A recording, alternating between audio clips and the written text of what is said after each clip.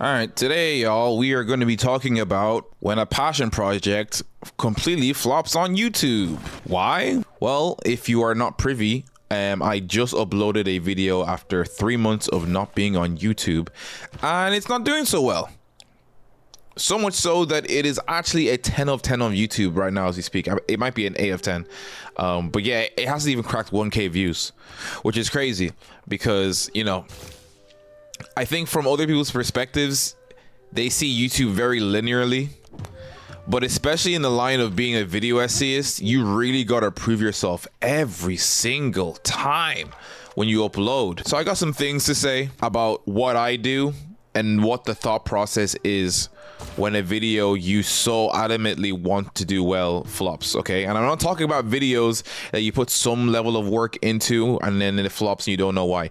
I'm talking about people who make these high-level productions, these short films, these little mini indie projects that don't even feel like YouTube videos, and then it flops. There is always going to be a battle when it comes to people who make art, and I don't mean this in a pretentious way. I mean anybody who makes any kind of videos on YouTube. But let's say for the sake of the video, let's call it art. How much of it is going to be a product, and how much of this is going to be passion? Now you can look me in the eye and tell me that yeah, there are YouTubers that are all straight up passion, and you know what? I never claim to know everything, and there could be people who are lucky and they can make straight up videos that they sporadically make. There's no kind of strategy involved and they just make what they feel like making in that morning, and that's cool. But for the large majority of us, before we hit upload, there is a very real possibility that we have to axe videos, not because we don't want to make them, but because they are not YouTube friendly. Now, what do I mean by YouTube friendly? Because really and truly, any video is good for anybody on this YouTube space. But depending where you are on your YouTube journey, as you can see, you can't take the risk of making consistently straight up niche video ideas because you do not have the existing fan base to support said video ideas. Do you know what I'm saying? Like, okay, my first example of this was probably the Japan video, okay? I made a video, and this is now I'm so far removed from that video. Part of that video is bad. I think that video is bad. But look, at the time, I thought that video was going to blow up. I put a lot of project, I put a lot of work into that video. It was a really unique idea where I went to Japan. You know, not everybody can go to Japan, and then I went to anime locations in real life. That video right now, I'd be surprised if it's even clocking more than 2K views. Did I try every single thumbnail possible? Yeah. Did I try my best to accommodate to the YouTube algorithm and look up every single hack there is? Yeah. But it just never cracked the code. However, my Scott Pilgrim video did numbers. My Super Smash Flash video did numbers. So clearly, it's not necessarily to make generic videos, but sometimes you have to ask yourself, who is this video serving, and is there a deep enough bag of people I can catch with my net that YouTube can find easily? Because really and truly, I think some of these videos could have caught wind, you know? However, there is so much weight on that initial thumbnail and title that you guys might not realize. When you see YouTubers change up thumbnails and you come after them and say, oh no, that last thumbnail was good, that last thumbnail will not be good for you because you have like an emotional connection to said YouTuber. But clearly, if they're changing the thumbnail, they're seeing something on the back end that you're not seeing, and it's making their videos flop. So for that specific reason, they are now going to go through hell and fire and back trying to revive that video. And I don't know when you guys have watched me, but there have been multiple times I've revived it. The Power Ranger video was terrible on release. The first 5 days it was doing nothing, and then I found the right thumbnail and style, which ironically enough was the one I spent 30 seconds making, but I put a lot of time into the titling, making it as simple as possible, and it took off. However, there is a feral, and I mean feral, fan base for Power Rangers out there that Was surprised seeing a YouTuber like me, who, not to toot my own horn, is a good editor, make a video that isn't just passion but also quality. So yeah, it caught like flies. With my Scott Pilgrim video, again, I don't think it's as good as I remember it to be, but I think it's a pretty decent video essay. And again, it's from a fan base that isn't used to getting crazily good video essays. I think the biggest thing out of that video is that my music choice just made you feel something for the video. Not even my words, but just the music choice. I've had a string of passion projects these last couple weeks, these last couple of uploads. Okay, the Mom's Basement video, true comboed into this video, true comboed into the Treasure Planet video. The through line is, if you ask me what the fan base is that's going to enjoy this video, I would tell you the sample size is pretty small. And you would assume that something, at least with the Nintendo video, it would be pretty big. And I try to make it even more general by not even including that it's a Nintendo Direct. I had thumbnails there where it was just wasting people's time. And it's still not doing well. And I knew this going in, but I really wanted to make it. And guys, I don't think you understand. When you get to the level where your quality as an artist can match the video idea in your head and manifest it, when you have an idea, you can't help but act on it. You really want to act on it. I'm a decent enough editor slash creator now that, like, yeah, it's a challenge to make stuff, which in itself is fun to pursue. But I know at the end of it, I'll have something pretty similar to what I imagined in my head. So with the Mom's Basement video, disappeared for a while, made it. Really happy, flopped. With this video, disappeared for 3 months, made it, doing decently, loved it, had fun, not doing so good, okay? And hopefully I do revive it, but I give myself like 5-6 days and then I gotta move on. And then if I come with another idea some way down the line for another thumbnail idea, you know, I'll come back, I'll revisit it. But for now, it ain't really working. What am I saying when I say this then? Am I saying that you can't make passion projects on YouTube? Hell no. I truly think that in the long term, me making those videos is going to help me, because it's going to show people that I have a side to myself that is really unique.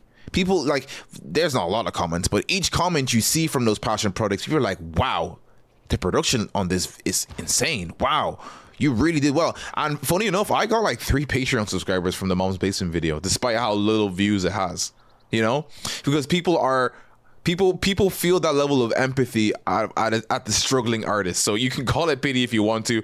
I'm gonna take it. You know what? I'm gonna take it. Where do I go here? There's nothing to mine. Yeah, but I was told this advice a long time ago when I was an editor for a YouTuber who right now he has like 600K. When I met him, he had like 200K. And I came to him when my Vagabond video flopped and I tried to ask him to critique it. And he was like, look, bro, this is a 10 out of 10 video.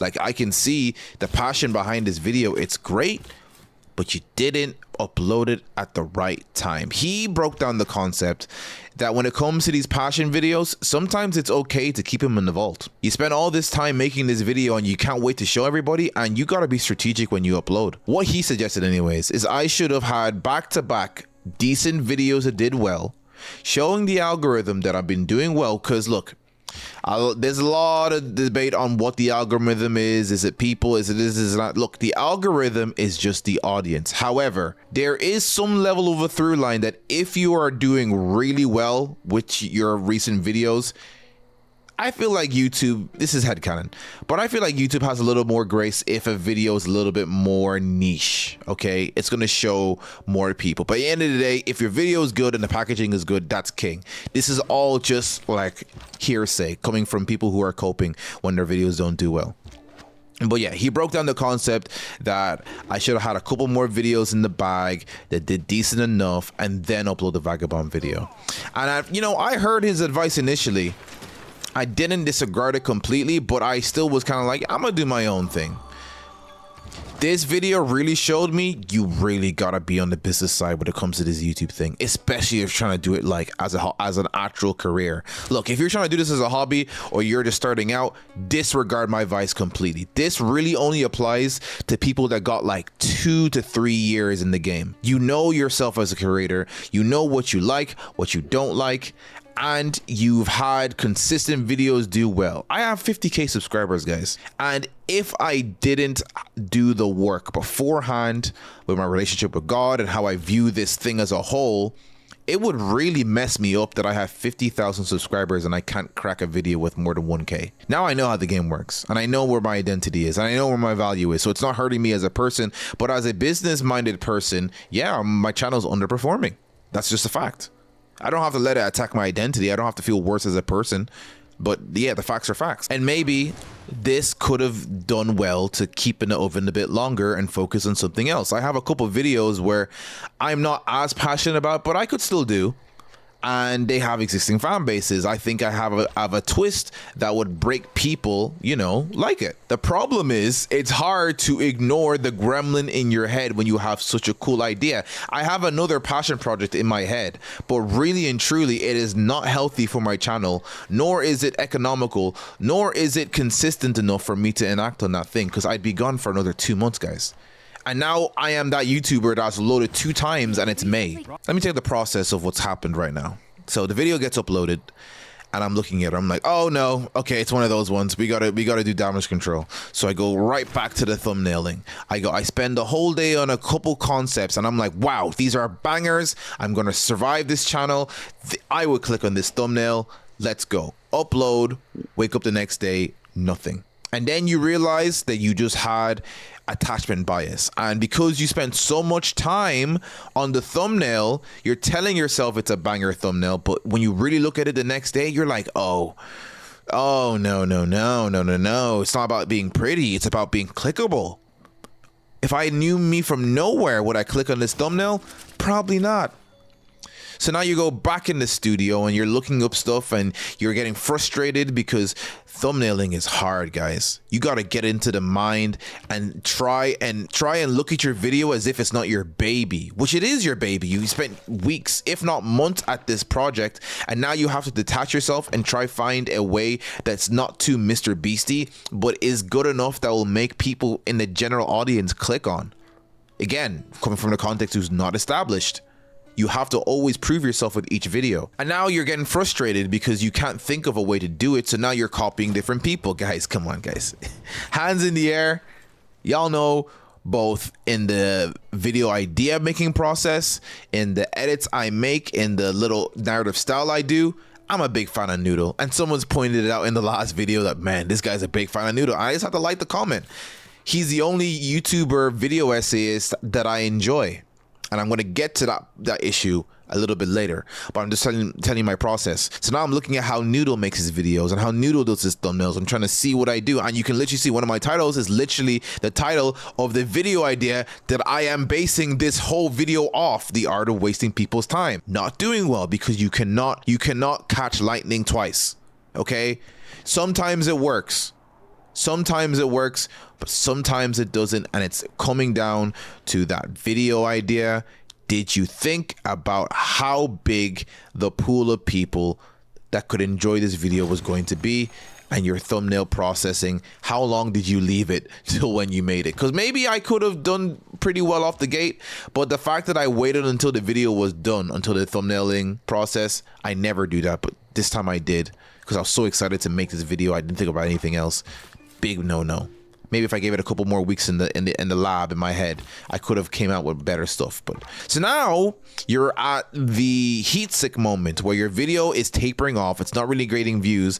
So now you go to the YouTube Guru section, and guys, every time, without fail, every time I get to this section, I regret it later. It's like, hands up in honesty, when you end up using something like, for me personally, when you use something like AI for something. Let's say I use AI to ask a question about some kind of self-help advice that you just don't want to sift through Google, or ask AI to make some kind of workout plan, or just something menial, okay? Nothing artistically, well, maybe something artistic, because I've asked AI sometimes to come up with some thumbnails, and then I end up regretting it later because it's the most most generic rubbish, not pertaining to me. Just if you've been in the game long enough, you just know that I just wasted my time and probably like 3 buckets of water with that one question. So I'm saying this in the sense that these YouTube gurus give you it. If you're in the game long enough, they give you such basic advice that it does nothing but feed you dopamine that maybe this will work for you. This stuff only works from experience, guys. I'm telling you, these YouTube gurus, no hate to them, but hate to them at the same time, because a lot of these guys promise you things that aren't true. If they're just giving you advice and that's their business, I can't really talk, but I'm talking about the people who promise you if you follow this and that, you are going to guarantee views, and that's just not true. So now you're at this point where you're grasping at straws, talking to what's the expression? Snake oilsman? I don't know. The guy's a snake that give you snake oil. Trying to give you some kind of plan to revive this baby that's been in the studio for so long, and then you cut your losses. And now you're at 2 standpoints and how you view this. And this is where I'm telling, this is the crux of the video. What is your process to get back on that horse? I was talking to a friend a couple of days ago, and he pointed out, he didn't point it out, but through talking to him, I realized that one of my processes to get back on the horse is to consume media. I feel like I'm the most creatively juiced up to get back on that horse and can find a new video idea that has that Venn diagram of good audience pool, but also really passionate to me when I consume media, guys. I haven't played any, I haven't finished, I think I finished 1 game this year, which is bad for me. I finished Slay the Princess sometime in February. I haven't watched any good movies in a while. I stopped reading books. I was on a good book trend. I finished a book in like 2 weeks, and now I'm taking 3 months to finish this one book. And it's not even a thing where I'm looking for something to talk about, but if you consume enough things, you eventually become inspired to go and revamp whatever you are reading, consuming into something cool. That's just the name of the game. And that goes from watching peers, which is hard for me to do, which is why I kind of don't watch video essays as much, to watching something completely different on YouTube, to watching movies, to watching interviews, to watching just stuff that is specifically not stuff that is pushed towards you, like the algorithm doom scrolling stuff, but stuff you go out of your way to watch. And even uncomfortable stuff. I was watching a movie a while ago. It was a movie that came out last year. I can't remember the name of the movie, but it was about this mom who is stuck with her child who is anorexic, and she's trying to make this deadline. Otherwise, the doctors will not do surgery to help this kid permanently fix her anorexia. But she needs to gain a certain amount of weight in order to get the surgery done. And the movie's an uncomfortable watch, guys. But in a way, I liked it because it made me realize that not all art is supposed to be entertaining. Not all art is supposed to just feed that dopamine boost. You're supposed to feel good at the end of the movie. Now, some movies are stories, and they're movies that make you feel like crap. Like, I'll be honest, all this stuff is needed, and I haven't consumed in a while because I've been allowing myself to go into robot mode, where the only times I spend outside of video making is doom scrolling. So yeah. 2 years ago, a year ago, I'd wallow in my own tears. Now I know it's better for me to consume things, not for the sole purpose of turning it into a video, but to be curious, to be curious and to live and to see things different is part of the reason why I love being human so much. So yeah, video didn't do great. We're still gonna work our best. I didn't do no progress. I'm about to get whacked by these barbarians. It's Gojo over, guys. We can get back on the horse by consuming more media in a healthy way. Media that has a door. You want a video. You want to consume things that have a beginning and end. You do not want to consume. Do not let this be an excuse for you to doom scroll. I want you to consume media that you open the door, you go into the room, you experience the media, and you close it and you go about your merry way. Okay. That is the kind of things that we need to consume. And through doing that, you become a sponge, because at one point I didn't know who Noodle was. And then you can see it completely revamped how I do videos. I gotta find my Noodle again. Oh yes, so this is what I'm talking about. I'm becoming less inspired because all I do is watch Noodle as a video essayist. To go and say now that like Noodle is the only person that can inspire me on YouTube is pretentious as hell. I just don't go out of my comfort zone. Yes, there is a certain type of video essayist I've written off. Not necessarily they're bad, just not my vibe. I don't like the super serious video essayist anymore, guys. I don't like the more literary paper style video essayist. I love the dude that sounds like he's your big brother on the bottom bunk and you're just talking about stuff that you'd like. Shout out to Internet Pit Stop. Shout out to Noodle, of course. Shout out to who else? Who else can I name? I'm sorry, I can't name a lot of people. Again, I just don't like a lot of video essayists nowadays. But the fact that I watch a video and I end up not liking it is better than just keeping it in my watch later forever, you know? And in doing so, I become inspired again. And the best scenario is that you're inspired by multiple people and then it becomes its own thing. The problem is not me copying off Noodle, the problem is me copying off only Noodle. That's not good, guys. And you can have your era of copying off one guy, but I just fell off the horse of consuming so many different things, you know? So yeah, that's where my head is at. I'm glad that I have this good perspective on things. I could be very much different a long time ago. Yeah, I don't have a particular dead set plan. I need to practice my writing more. I need to brainstorm a couple things to see where it leads. Be a little bit more business minded with how I do things. But yeah, I'm just proud, bro. Like in a way, I'm proud. I'm just proud how I'm bouncing back up a lot quicker. I just don't feel, I really don't let this attack who I am as a person. And you don't know how hard that is for people who are content creators and their videos don't do well and you take it personally. Now, have I cracked that code for every platform? Hell no. I still feel that way about Instagram or TikTok, which is why I don't post as much because man, when videos be tagged on TikTok and Instagram, I get annoyed, bro.